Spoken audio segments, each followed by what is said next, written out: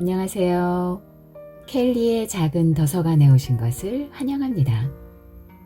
오늘은 김민혜 작가의 아내가 잠든 밤을 소개해 드리겠습니다. 자신의 촌스러움을 벗겨줄 액세서리 같은 여자를 아내로 고른 이 남자. 이제는 아내가 버거워지는데요. 김민혜 작가의 아내가 잠든 밤 들어보시죠.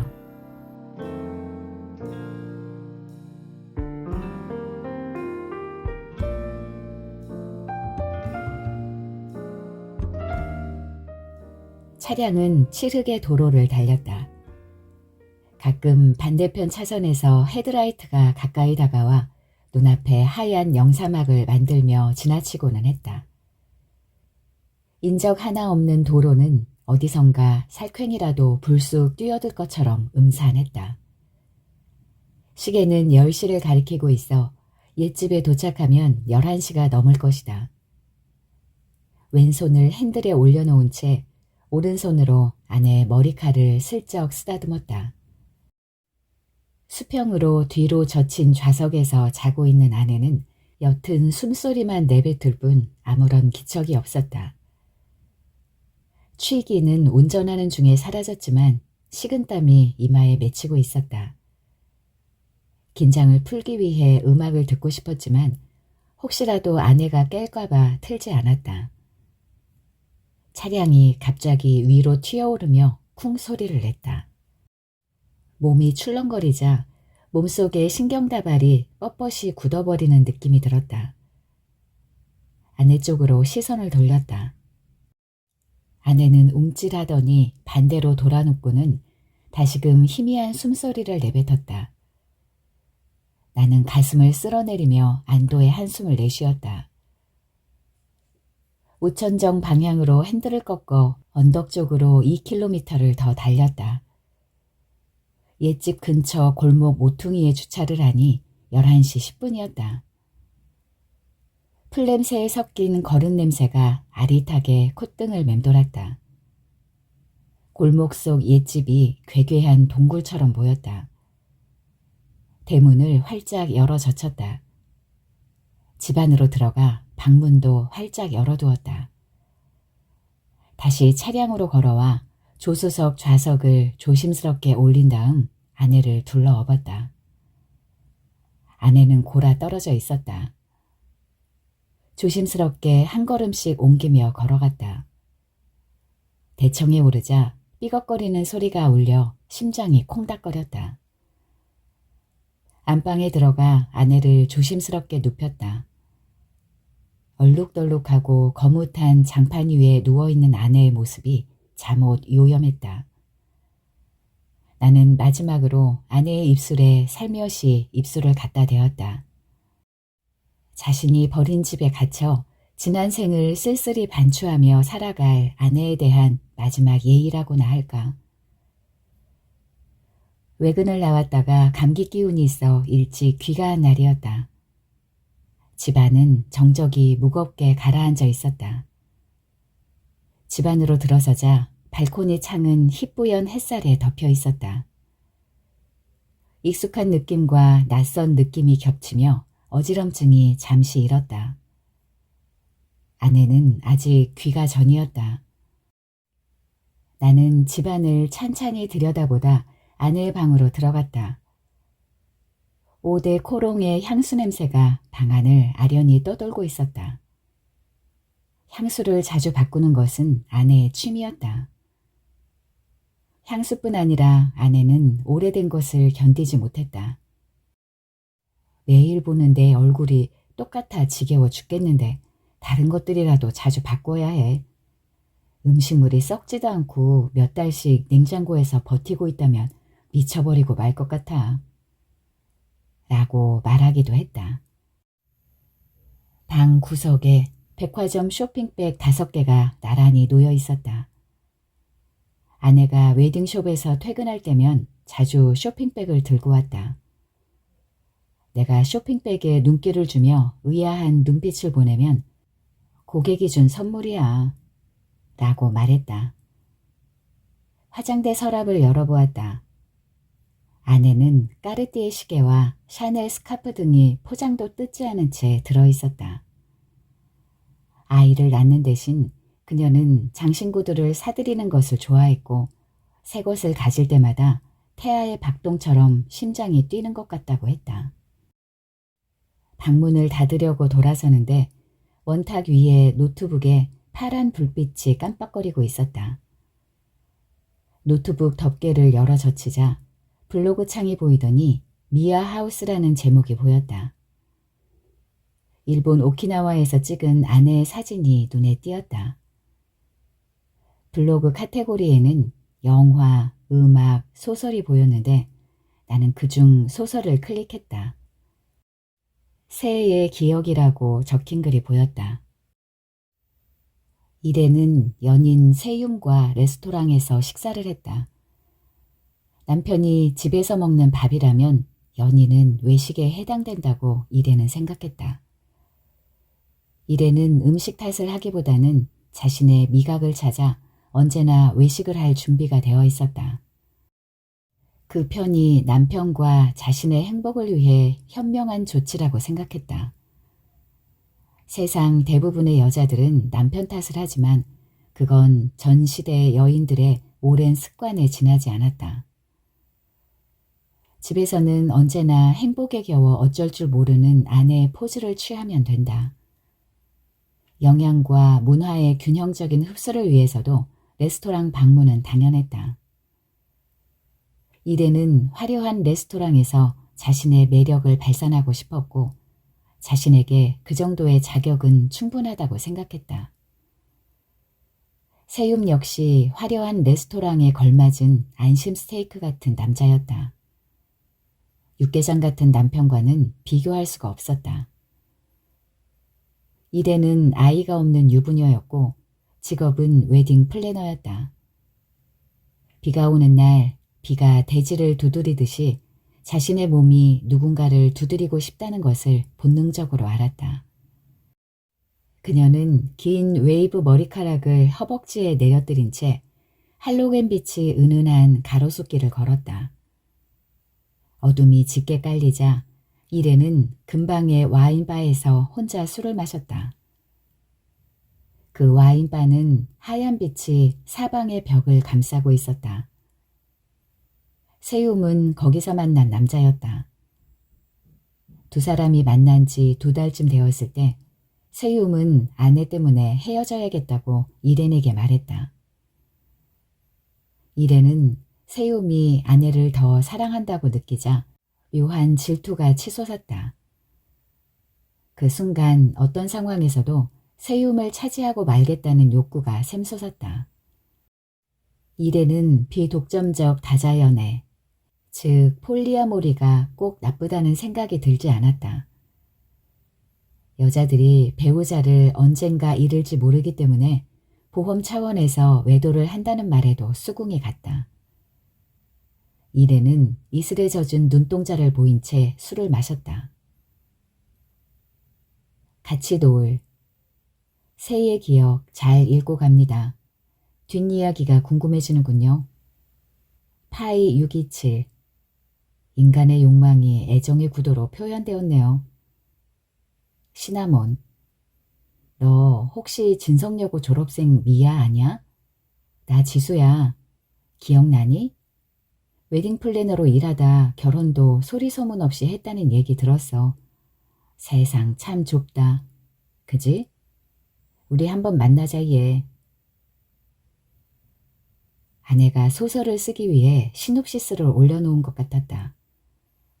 아래 댓글까지 달려있는 걸 보니 공개된 글이고 제법 반응도 괜찮은 모양이었다. 언젠가 아내가 글을 쓰고 싶다는 얘기를 했지만 블로그에 소설을 쓴다는 얘기는 한 번도 한 적이 없었다. 자신이 고등학교 다닐 때 문예반에서 활동했다는 얘기는 자랑처럼 했었다. 부모님이 관광여행 중에 교통사고로 함께 세상을 뜨지 않았다면 지금쯤 작가가 되었을 거라고도 했다. 글은 대개 작가들이 자기 체험이나 주변에서 소재를 찾아낸다는 것 정도는 나도 알고 있었다. 더구나 아내처럼 아마추어인 경우는 더욱 그럴 것이다. 이렌이 아내의 머릿속을 채우고 있는 인격체라는 생각이 들자 이렌의 행적 하나하나가 머릿속에서 떠나지 않고 맴돌았다. 나는 아내의 블로그 주소를 수첩에 기록해 두었다. 밤이 늦도록 아내는 돌아오지 않았고 전화기는 꺼져 있었다. 순간 아내가 소설 속 인물인 이렌의 모델이 아닐까 하는 의심이 들었다. 거실 소파에 앉아 혼자 맥주를 몇 잔 마시고 있는 그대로 소파에 누워버렸다. 아내는 새벽에야 도둑고양이처럼 들어왔는데 초췌한 얼굴이었다. 나는 연락도 없이 무슨 일이냐며 추궁했다. 얼굴이 발그레해지던 아내는 이내 하품하는 입을 가리더니 일주일 후 결혼할 신부가 갑자기 교통사고를 당해 병원에 다녀왔다고 했다. 아, 미안해. 하고는 소파에 풀썩 주저앉았다. 예비 신부가 결혼하는 날까지 내가 안심하지 못한다는 거 알잖아. 나도 힘들어. 그만두고 싶다고. 아내는 금방 울음이라도 터뜨릴 것 같은 표정으로 말했다. 대체 당신은 어떤 여자야? 라는 말이 입속에서 흘러나오다 말았다. 대신 아내를 끌어안고는 그대로 안방으로 가 침대에 눕혔다. 거칠게 아내의 옷을 벗겼다. 갑작스런 나의 행동에 아내가 왜 이래? 하며 몸을 움츠렸지만 그럴수록 나는 더 파고들었다. 아내의 몸은 차고 딱딱했다. 아내의 내밀한 속살에 닿고 싶은 처절한 심정에도 불구하고 아내의 문은 쉽게 열리지 않았다. 며칠이 지나도 아내에 대한 의심이 풀리지 않았다. 문득 아내의 글에 댓글을 단 여고 동창생 시나몬이 기억났다. 어쩌면 그 친구를 통해 아내에 대한 이야기를 들을 수 있을지 모를 것이다. 블로그를 접속해 댓글을 찾았다. 댓글에 대한 작가의 답변은 보이지 않았다. 아이디를 클릭하니 쪽지창이 떴다. 나는 꼭 한번 만나서 정미아에 대한 얘기를 나누고 싶다는 내용과 연락처를 찍어보냈다. 시나몬은 의외로 성격이 시원시원했다. 쪽지를 보낸 그날에 답장이 왔다. 사는 집이 내 사무실에서 그리 멀지 않다고 했다.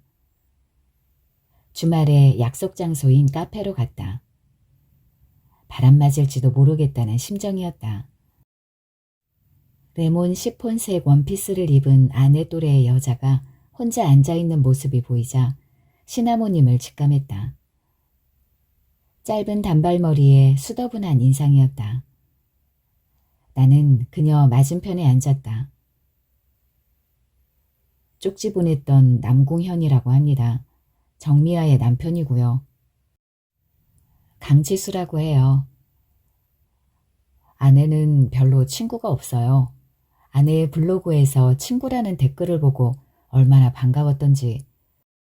혹시 아내에 관한 얘기를 좀 들을 수 있겠어요?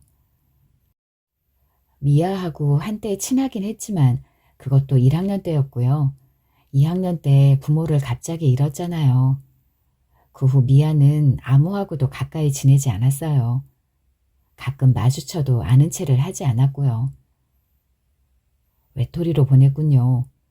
미아 씨 학교 다닐 때 뭐 다른 일은 없었나요? 내 기억으로는 좀 조용했던 것 같네요. 결혼 소식 듣기 전까지는. 결혼할 때는 이것저것 알아보고 하지 않나요? 좀 급하게 했어요. 교통사고로 부모님을 잃은 후 친척도 많지 않아서 하객이 얼마 없을 거라는 얘기를 하더군요. 미아 부모가 교통사고를 당했다고요? 아닙니까? 아닌데 그 사건은 유명해서 신문에도. 지수는 의아한 표정을 지으며 말끝을 얼버무렸다. 네? 미아가 비밀로 하는 걸 내가 불쑥 얘기하는 건 좀 그렇고요. 꼭 알아야 하나요? 집사람과의 문제로 좀 골치 아픈 일이 있어서요. 진실을 알면 내가 아내를 잘 이해를 할 수도 있을 것 같은데. 전 그렇다면 절대 미아한테는 아는 체 안 한다고 약속해 줄 수 있나요? 그럼요. 지수 씨에게 절대 누를 끼치지 않도록 할 겁니다. 이거야 원. 더 궁금해지는데요. 미아 엄마가 아주 미인이었는데 동네 남자와 바람이 났어요. 그 때문에 흥분한 미아 아버지가 엄마를 그만. 시골 읍내라 소문이 금방 났었거든요. 그래서요? 엄마는 돌아가시고 아버지는 자살했어요. 2학년 때였죠. 갑자기 심장이 펌프질하는 것처럼 쿵쿵거렸다. 나는 눈을 질끈 감았다가 떴다. 괜찮으세요? 뭐 시간이 흐르면 덕분에 아내를 좀 더 이해할 수 있게 되었네요. 다음에 제가 차 한 잔 대접하겠습니다. 별 말씀을요. 두 사람 사이가 더욱 좋아졌으면 싶네요. 당연히 그렇게 되어야지요. 강지수와 헤어지고 집에 돌아가면서 문득 아내의 옛집을 다시 찾고 싶은 생각이 들었다. 장인 장모에 얽힌 사연을 듣고 나자 아내가 옛집을 잘 찾지 않는 이유를 알 것 같았다. 아내의 시놉시스는 아마도 실제와 상관없는 이야기일지도 모른다는 생각이 들었다. 아내의 옛집을 허물고 새 집을 지어주고 싶었다. 아내를 처음 소개받고 3번 정도의 만남 후 청혼을 결심했다. 투박하고 시골스러워 보이는 나에 비해 아내는 늘씬한 몸매에 화려한 미모를 가지고 있었다. 시골 농부의 5남매 중 4번째 아들로 태어난 나는 대학 건축과에 진학했고 설계사무소에 취업이 되어 본격적인 도시 중산층 계열에 합류했다. 지인들의 소개로 여러 여자들을 만났지만 거리에서 쉽게 볼 수 있는 평범한 여자들이었다. 나에게 필요한 것은 나의 촌스러움을 단번에 벗겨줄 액세서리 같은 여자였다. 아내를 처음 봤을 때 이 여자야말로 내가 찾던 여자라는 걸 알았다. 아내의 직업은 웨딩 플래너였고 부모님이 교통사고로 일찍 세상을 떠났다고 했다. 형제는 오빠 한 사람뿐인데 그 오빠는 선원이 되어 떠돌기 때문에 몇 년에 한 번 보기도 힘들다고 했다. 나는 아내를 3개월간 쫓아다녔다. 좀 더 시간을 가진 후에요. 하며 내 프로포즈에 미적거리던 아내는 내가 사놓은 아파트를 보고서야 받아들였다. 아내는 인테리어 업자를 불러 아파트 내부를 리모델링했다. 결혼식은 극도로 단출하게 치렀다. 결혼이란 그저 남들에게 공지하는 형식에 지나지 않는다는 걸 아내는 강조했다. 아내가 일하는 웨딩홀을 빌려 100여 명의 친척과 친구들만 초대해서 1시간 만에 끝냈다. 아내 쪽의 하객이 몇 명이 왔는지도 알지 못했다. 아내는 아이를 원하지 않았다. 요즘 아이는 필수가 아니라 선택의 문제잖아. 나는 내 욕망에 좀 더 충실하고 싶거든. 내 이름으로 된 웨딩숍도 갖고 싶고. 아내는 자신의 생각이 새로운 트렌드인 양 자랑 삼아 얘기했다. 외근을 나왔다가 아내의 옛집을 찾아갔다. 도시를 벗어나 1시간쯤 떨어진 거리에 있는 시골이었다. 30호 남짓한 집들이 모여 있었다. 깨끗하게 비질이 지나간 도로, 푸른 기와 아니면 붉은 칠을 한 슬레이트 지붕들, 나뭇결이 느껴지는 마루, 감나무가 있는 뜰, 햇빛에 반짝거리는 장독대, 하얀 창호, 돌담 등이 안온하게 보였다. 마을을 지나 비포장길이 나왔다. 천천히 차를 몰며 집들을 스쳐갔다. 드문드문 집들이 보이다가 갑자기 아무것도 보이지 않는 언덕길이 나왔다. 잡초가 우거지고 경사진 길을 더듬듯 운전했다. 집 주변에 차를 세웠다. 기와라고 했지만 지붕에도 퍼런 잡초가 우거졌고 누가 봐도 폐가였다. 방이 3개쯤 보였고 마루와 부엌이 있었다. 귀퉁이가 떨어져 나가 어긋버긋한 지붕 아래로 다 허물어져가는 제비 둥지도 보였다. 폭이 10뼘도 되지 않을 대청에 올라 안방의 문을 열어젖히자 큼큼한 냄새가 훅 끼쳤다. 마루 한쪽에는 거미줄이 걸려있고 서너 마리의 벌레들이 거미줄에 갇혀 있었다. 마루 벽에는 흑백 사진이 들어있는 전형적인 옛날식 유리 액자가 걸려 있었다. 갓쓴 노인, 양복을 입은 중년 남자, 그리고 67된 가족 전원이 찍은 사진, 가족 각자의 독사진 등이 누렇게 변한 채 꽂혀 있었다. 교복을 입은 채 꽃다발을 들고 있는 여학생의 사진도 있었다. 옛 집을 둘러보는 동안 내 마음은 이상하게 안온해졌다. 옛집의 음산하고 황량한 기운이 내 안에 있는 정서와 맞닿아 있는 걸까? 다음 날 일에는 남편을 더 이상 사랑하지 않는다며 호텔에서 기다린다는 메시지를 세움에게 보냈다. 일에는 속살이 훤히 비치는 흑장미색 슈미즈만을 입은 채 호텔에서 그를 기다렸다. 세움은 와인을 사들고 그녀가 기다리는 호텔로 왔다. 두 사람은 농염한 눈빛을 교환하며 와인을 마셨다. 그들은 자정 무렵에 호텔을 나와 각자의 집으로 돌아갔다.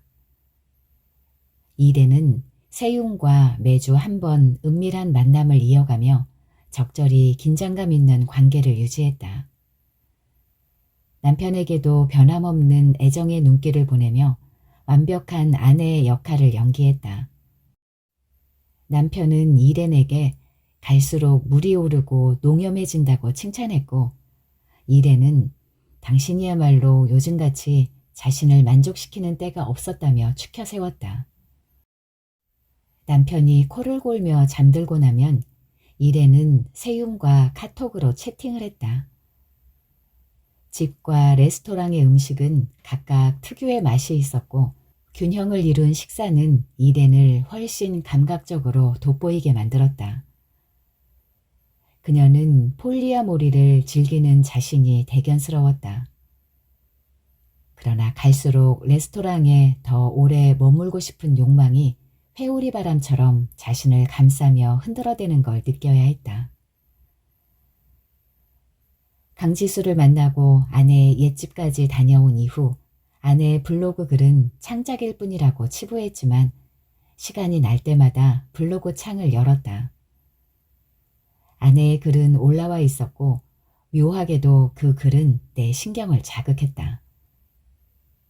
이렌이 웨딩 플래너였고 아이가 없는 유부녀라는 캐릭터가 자꾸 뒷덜미를 잡아챘다. 어쩌면 나를 감쪽같이 속이고 있는 것인지도 모르겠다는 생각에서 노연하지 못했다. 의구심이 생기면서 아내에 대한 집착이 더 거세어지는 걸 느꼈다.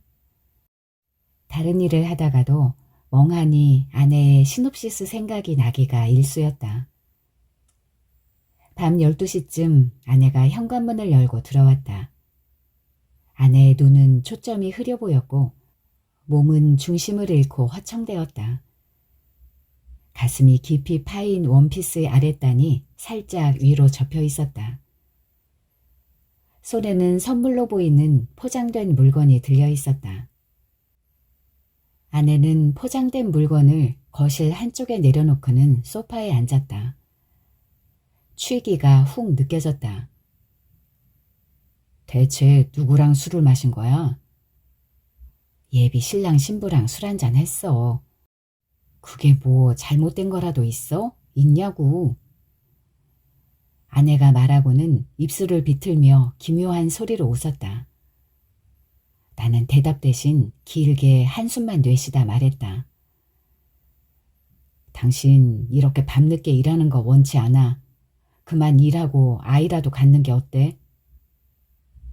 뭐 아이를 키운다고 문제가 해결되는 것도 아니잖아. 아이가 사막 같은 데 영혼의 옹달샘이라도 되어준다면 5명, 아니 10명이라도 낳겠어. 아내는 혀가 꼬부라진 소리로 말하고는 그대로 나에게 기대어 쓰러졌다. 잠시 후 아내에게서 코 고는 소리가 들렸다. 나는 아내를 보며 고개를 흔들었다. 내 심증은 더욱 굳어졌다. 통신사를 통해 아내의 폰 사용 내역을 알아내고 싶었다. 그러나 아내는 고객들과의 통화였다고 둘러댈 게 뻔했다. 좀 더 지켜보는 수밖에 없었다. 아내가 약속이 있어 늦겠다는 문자를 보낸 날이었다. 아내의 뒤를 밟고 싶은 생각에 아내가 퇴근하는 시간에 맞추어 웨딩숍 근처에서 기다렸다. 서랍 깊숙이 들어있던 오래된 선글라스와 상가에서 미리 사둔 가발을 착용한 차림이었다. 7시가 지나자 자주색 원피스를 입은 아내가 웨딩샵에서 걸어 나오더니 택시를 탔다. 나도 곧바로 다른 택시를 타고 뒤따라갔다. 아내는 엔젤 호텔 앞에서 내려 들어가더니 커피숍으로 들어갔다. 아내는 어떤 남자가 앉아있는 쪽으로 가서 맞은편 의자에 앉았다. 나는 반대편 구석자리를 잡고 앉아 울컥거리는 목을 아메리카노 커피로 진정시켰다. 아내와 나 사이에는 키 큰 화렵수가 놓여 있었지만 아내의 얼굴은 잘 보였다. 내가 왼쪽으로 몸을 기울이면 아내의 얼굴이 잘 보였고 반대로 오른쪽으로 기울이면 화렵수에 가려져 보이지 않았다. 20분쯤 흘렀을까? 어디서 낯익은 목소리가 들려 돌아보니 자주색 원피스가 지나가는 게 보였다. 나는 고개를 들어 아내의 모습을 이리저리 살펴보았다.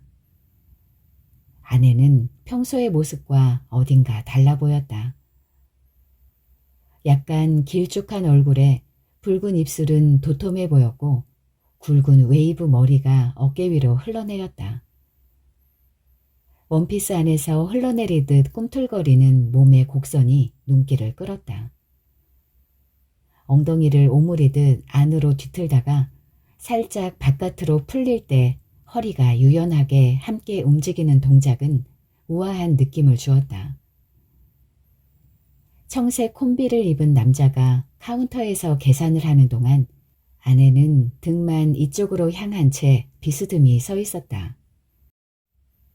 남자가 계산을 마치자 아내는 남자의 팔을 끼고 우아한 걸음걸이로 커피숍 밖으로 나갔다. 아내를 만나는 남자를 보니 스스로에 대한 초라함이 더 심하게 느껴졌다. 언젠가 투박한 외모의 나를 저버리고 세련된 외모의 저 남자를 선택할지도 모른다는 불안감이 나를 휘감았다. 아내는 집에서 보던 아내가 아니었다. 가정부인의 정숙미보다는 육감과 관능미가 팔색조처럼 파닥거리고 있었다. 그녀가 유능한 웨딩 플래너로 평소에도 세련된 패션 감각을 가지고 있었던 건 사실이다. 마음 어딘가에서 아내에게 비끄러맨 끈이 투두둑 떨어지는 소리가 들리는 듯도 했다. 어쩌면 아내의 블로그 소설도 사실일지도 모른다는 생각이 들었다. 나는 망연자실 의자에 그대로 앉아 아메리카노 커피를 한 잔 더 시켰다. 언젠가 아내의 외도가 사실로 드러나면 어떻게 복수할 것인가 하는 생각이 날 내리눌렀다. 내가 받은 무시와 굴욕을 그대로 되돌려주고 싶었다. 며칠 후 아내의 블로그에 접속하니 글이 올라와 있었다. 밤중에 몰래 메시지를 보내는 것을 남편에게 들키는 바람에 외도가 들통난 이래는 남편과 심하게 다투었다. 남편은 그녀를 사랑하지 않는다 해도 절대 정부에게 양보할 수 없다며 화난 표정으로 말했다. 이래는 남편이 이혼을 결심할 때까지 떨어져 살려고 짐을 싸서 집을 나왔다. 남편이 심부름 업체를 통해 두 사람의 밀회 장소를 미행하여 세움을 붙잡았다. 남편과 세움의 몸싸움이 벌어졌고 이래는 그 자리에서 남편에게 당장 헤어져 달라고 했다. 질투와 분노에 눈이 먼 남편이 세움의 목을 조르려는 찰나에 이래니 구두로 남편을 가격하여 넘어뜨리고 두 사람은 함께 달아났다. 이 글을 읽고 나니 나는 혼란스러웠고 미궁에 빠져드는 느낌이었다. 문득 아내의 블로그에 댓글을 달면 아내가 진실을 알려줄지도 모른다는 생각이 번개처럼 스쳐갔다. 나는 스펀지라는 아이디로 댓글을 썼다. 이래니 남편의 방해로 정부를 만나지 못하게 될까봐 안타깝군요. 이왕이면 어떤 역경도 이겨내고 정부와의 사랑이 꽃을 피웠으면 합니다. 남편을 제거하는 방법도 있으니까요. 이야기는 자극적일수록 감칠맛이 나는 법 아닐까요? 아내의 댓글이 올라온 것은 이틀 후였다. 저의 글을 읽었군요. 저도 남편을 죽이는 쪽으로 결말을 고려하고 있습니다. 소설의 상큼한 완성도를 위해서는 그게 제일 무난하겠지요. 아직 결정한 사항은 아니라 뭐라고 얘기할 수는 없지만 아내도 남편을 살해하려는 구상을 했다니 어이가 없었다. 비록 독자가 그런 댓글을 달더라도 작가는 외도를 한 아내를 파멸적으로 유도할 줄 알았다. 대체 아내를 믿을 수가 없었다. 이래는 회심의 미소를 지으며 세용과 밀회를 즐겼고 집으로 돌아가지 않았다. 밀회는 철저히 비밀스럽게 이루어져 하루에도 두세 번 장소를 변경했다. 질투심이 달아오른 남편은 살인이라도 불사한다는 메시지를 쉴 새 없이 보냈다. 남편의 복수가 두려운 이래는 세움에게 멀리 외국으로 달아나자고 제의했다. 답변을 미루던 세움이 그 다음 날 변사체로 발견되고 이렌의 행적은 묘연해졌다. 이야기는 남편이나 아내가 아닌 정부의 죽음 쪽으로 몰고 가는 형국이었다. 나는 고개를 갸우뚱거렸다. 작가가 이렌의 정부를 죽여버리다니. 그렇다면 이렌은 결국 남편을 선택할 것으로 보였다. 나는 슬며시 미소를 지으며 아내의 선택에 찬사를 보냈다. 아내는 절대 나를 떠나 살 수 없을 것이었다. 다음 날이었다. 아내가 일찍 귀가하여 모처럼 집에서 함께 식사를 하게 되었다. 식탁 위에는 아내가 만든 해물탕과 야채 샐러드가 놓여 있었다. 여보, 당신 예전에 글을 쓰고 싶다고 하지 않았어? 밥을 거의 다 먹어갈 무렵 아내를 쳐다보며 물었다. 갑자기 그건 왜? 요즘 일이 너무 바빠서 제대로 쓸 시간이 없네. 그게 당신 꿈이라면 포기하는 게 안타까워서. 본격적으로 쓰지는 못하지만 샵에서 한가할 때 시놉시스를 조금씩 써나가고 있어. 아직 한 편 완성된 것은 없지만. 어떤 내용인지 궁금하네. 그게 아직은 완성되지 않아서 말하기가 좀 그래. 완성되면 보여줄게. 당신은 소설에 별로 관심 없잖아. 그래서 얘기 안 했지. 아내는 갑자기 곤혹스러운 표정으로 말을 더듬었다. 이마에는 식은땀까지 맺혀 있었다. 커피잔과 과일 쟁반을 주섬주섬 챙기는 아내의 손에 경련이 일었다. 대체 아내는 누구일까? 10년 가까이 살면서도 나는 아내를 이토록 모르고 있는 걸까? 아내는 주방을 정리하고 욕실로 들어갔다. 나는 소파에 앉아 있었다. 욕실을 나온 아내는 앉아? 라고 물으며 나를 물끄러미 바라보았다. 아내의 얼굴에는 어느새 엷은 미소가 비치고 있었다. 마치 승자가 되기라도 한 듯한 묘한 표정이 눈에 거슬렸다. 좀 생각할 게 있어서 먼저 자. 하고 나는 차갑게 대꾸했다. 아내는 그래 하고는 휙 들어가 버렸다. 안방에서 이불 뒤척거리는 소리가 들리더니 잠시 후 엷은 숨소리가 흘러나왔다. 나는 안방으로 들어가 침대에 누워있는 아내를 내려다보았다. 평화롭던 얼굴은 곧 정욕과 배신의 화신 같은 음흉한 표정으로 삽시간에 변해갔다. 갑자기 아내가 몸을 돌아누우며 웃음소리를 까르르 내고 있었다. 꿈에서도 정부를 만나는 걸까?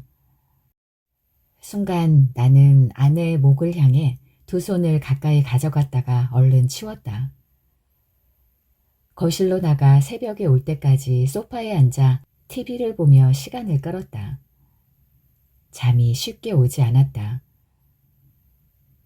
아내의 마지막 시놉시스가 올라온 것은 열흘 뒤였다.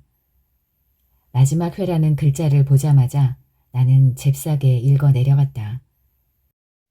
이야기를 더 진전시키지 않고 소설을 급하게 마무리해버린 느낌이었다. 마지막 회. 세움은 이혼 문제로 아내와 다투다가 홧김에 추락사한 것으로 경찰은 밝혔다. 이렌의 남편은 회심의 미소를 짓고 돌아오면 모든 걸 용서하겠다는 문자를 이렌에게 보냈다. 이렌은 폰을 바꿔버리고 어디론가 떠나버렸다. 또 다른 레스토랑을 찾아서. 어이없는 반전이었다. 오랜 시간을 두고 고심해서인지 마지막 부분의 문장 하나하나에서 사리가 배어나왔고 마치 내가 그 사리에 찔린 듯 참담한 심정이었다. 믿었던 아내에게서 또다시 배신을 당한 느낌이었다. 아내 진이가 궁금해서 나는 곧 댓글을 달았다. 스펀지. 혹시 이 이야기는 작가의 체험과 관련이 있나요? 보통 소설은 실제 일어난 일에 기반을 두고 작가의 상상력이 투영되기도 한다고 들었습니다만. 나는 황급히 모니터를 껐다. 다음 날 밤 아내의 댓글이 짤막하게 올라와 있었다. 미야. 그렇죠. 소설은 작가의 체험과 무관하다고는 할 수 없죠. 이 소설 역시 체험에 바탕을 둔 이야기랍니다. 나는 주먹으로 책상을 탁 내리쳤다. 색색의 크레파스로 덧칠한 도화지에 뾰족한 못으로 스크래치한 듯 가슴이 저릿저릿했다. 극에 달한 분노는 쉽게 진정되지 않았다. 붉게 달아오른 얼굴을 두 손으로 감싸준 채 으윽 하는 낮은 비명을 연신 입에서 뱉어냈다. 그 순간이었다. 머리에서 불꽃이 튀는 것 같더니 광채를 바라듯 아내의 옛집이 떠올랐다. 머릿속을 정리하기 위해 집을 나가 근처의 주점에 들어갔다. 아내에 대한 회한으로 밤새 소주를 들이켰다. 새벽 무렵 자리를 뜰 때 내 머리에는 아내의 생일날에 벌일 이벤트가 펼쳐졌다. 소설 속 일에는 살아남을 수 있었지만 실제 일에는 결코 그러지 못하다는 것을 보여주고 싶었다. 자신의 불륜에 대한 대가가 어떤 것인지를 뼛속 깊게 느끼게 해줄 것이라고 다짐했다. 아내의 생일날 저녁이었다. 아내가 레스토랑에 사뿐히 들어섰다. 아내가 입은 자주색 원피스는 현란한 조명을 받아 비늘처럼 반짝거렸다. 테이블 가까이 온 아내는 미소를 머금으며 물결같이 찰랑거리는 머리를 한 손으로 쓸어내려 한쪽 어깨로 내려뜨렸다. 아내가 자리에 앉았다. 나 같은 남편 만나서 고생이 많지. 당신은 나에게 과분할 정도로 좋은 아내야. 37번째 생일을 축하해. 여기 내 진심이 담긴 선물이야. 손바닥 크기의 종이 가방에서 군청색 비로드 재질의 보석 상자를 꺼내 아내에게 건넸다. 가늘고 섬세한 은재 사슬에 작은 다이아가 박힌 목걸이가 나왔다. 그녀의 검은 동공이 열리며 무표정한 얼굴에 살얼음이 깨지듯 미소가 싸하게 번졌다. 그 목걸이는 이미테이션이었다. 아내는 손으로 후루루 목걸이를 훑어내리는 동작을 반복했다. 내가 걸어줄게. 하고는 아내의 뒤에서 목걸이를 채워주었다. 아주 잘 어울려. 역시 주인은 따로 있군. 아내가 감격스런 미소를 지었다. 스시가 들어왔다. 바닷가재구이, 차이브 소스의 달팽이 구이들이 차례로 나올 것이다. 이 레스토랑에서는 최고급이라는 와인을 웨이터가 가져와서 상표를 확인시켜준 다음 와인 오프너로 따서 아내와 내 잔에 따라주었다. 아내는 눈을 감고 와인의 맛을 천천히 음미했다. 당신 지난번에 쓰고 있다던 소설은 완성했어? 내 물음에 아내의 눈이 일순 커졌다. 아, 그거 이제 막 시놉시스를 끝낸 상태여서 소설을 다 쓰게 되면 보여줄 거야. 조금만 기다려줘. 나도 멋진 작품을 만들어 당신에게 선물할게. 아내는 레드와인으로 축배를 하고 입술을 적셨다. 달팽이 요리를 먹는 아내의 입이 요염하게 사르륵거렸다. 와인 한 병이 거의 비워져 갔다. 당신도 마셔. 하며 아내는 잔을 부딪혔다. 나중에 객실에 가서 마시지 뭐. 여기서 둘 다 취하면 곤란하잖아. 라고 나는 말했다. 그래, 오늘 가장 멋진 생일을 만들고 싶어. 하는 아내의 말에 나는 고개를 끄덕였다. 당신 참 멋진 남자야. 하며 혀꼬부라진 소리를 하고는 하품을 하더니 아내는 화장실을 다녀오겠다며 일어났다. 나는 아내의 와인에 수면제를 넣었다. 아내가 돌아와 자리에 앉자 아내의 와인잔에 내 잔을 슬쩍 부딪히며 마셨다. 아내도 잔을 입에 가져갔다. 조금 있으니 아내가 테이블 위에 엎드렸다. 나는 아내를 살짝 일으켜 껴안다시피 하여 레스토랑을 나왔다. 웨이터가 엘리베이터 문을 열어주었다. 아내는 차량 조수석에 앉자마자 골아떨어졌다. 조수석을 180도로 눕혀 편하게 잘 수 있도록 했다. 아내 가방에 있는 휴대폰을 꺼내 전원을 끄고 뒷좌석에 던졌다. 차가 시내를 빠져나가면서 속력을 내기 시작했다.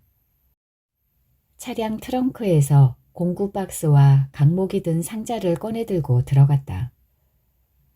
자물쇠로 방문을 채우고 긴 강목 2개를 단단하게 박았다.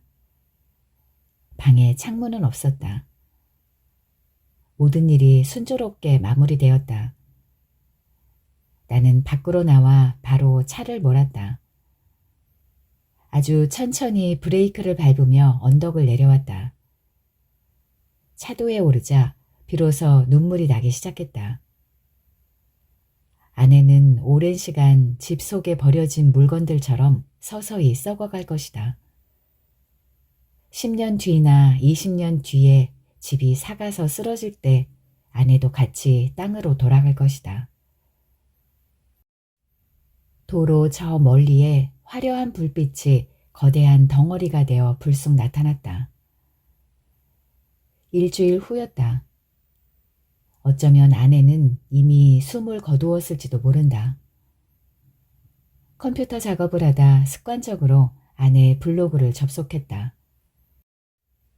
추모글이라도 한 줄 달고 싶어졌다. 참담한 심정으로 아내의 블로그를 들여다보았다. 뜻밖의 아내가 생일 전날에 올린 댓글이 보였다. 미야, 이 이야기가 작가의 체험과 무관한 것은 아니라고 했죠. 궁금증을 해소하기 위해 밝혀둡니다. 이것은 제 부모님의 이야기를 토대로 지어낸 이야기랍니다. 그 댓글은 뾰족한 송곳이 되어 내 심장을 마구 찔러댔다. 나는 황급히 일어나 차를 몰고 아내의 옛집으로 향했다.